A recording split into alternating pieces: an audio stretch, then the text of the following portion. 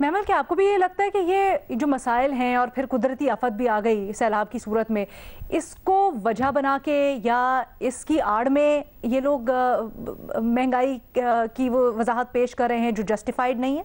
देखिए अलीना, बात यह है कि आईएमएफ के प्रोग्राम की बहाली के बाद तो ऐसे ही लगता था कि हालात कुछ बेहतर होंगे, लेकिन फ्लड्स के बाद सूरत हाल जो है वो मजीद खराब होगी। एक तो गवर्नमेंट की कैपेसिटी भी, जिस तरीके से डॉलर बढ़ रहा है, गवर्नमेंट की कैपेसिटी भी कम है इंटरवेंशन की। मगर सवाल ये है कि क्या गवर्नमेंट अपनी तरफ से कोई इकदाम कर रही है या नहीं।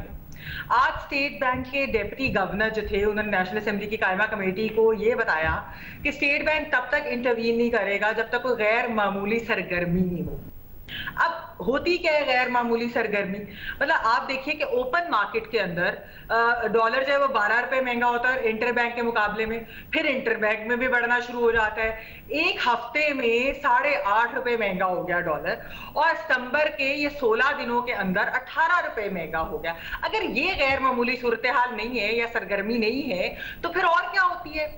अब आप देखिए कि जाहिर है कि स्टेट बैंक के डेप्यूटी गवर्नर का, और उसके अलावा उन्होंने ये भी बताया कायमा कमेटी को कि चावल की एक्सपोर्ट जो है वो 500 मिलियन डॉलर की कमी रहने का इम्कान है।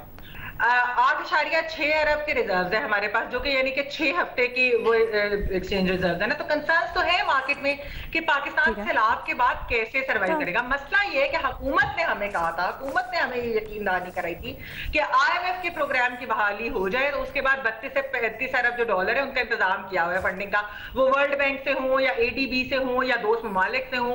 और ये भी कहा गया था कि फॉरेन रिजर्व जो है हम ऊपर लेकर जाएंगे।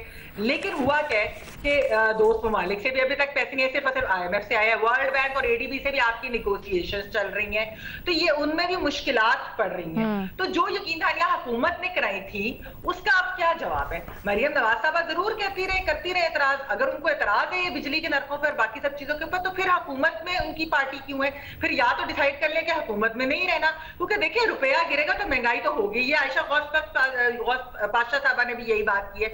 बिजली का आपने मुआहदे जो है वो आपने डॉलर में पेमेंट करनी है, फ्यूल आपने इंपोर्ट करना है वो भी आपने डॉलर्स में करनी है, आपने बिजली बनाने के लिए जो इस्तेमाल करना है वो भी आपने डॉलर्स में पेमेंट करनी है। अब आप मुझे बताएं कि बिजली के रेट्स कैसे कम करेंगे? गवर्नमेंट के पास इस वक्त जवाब नहीं है।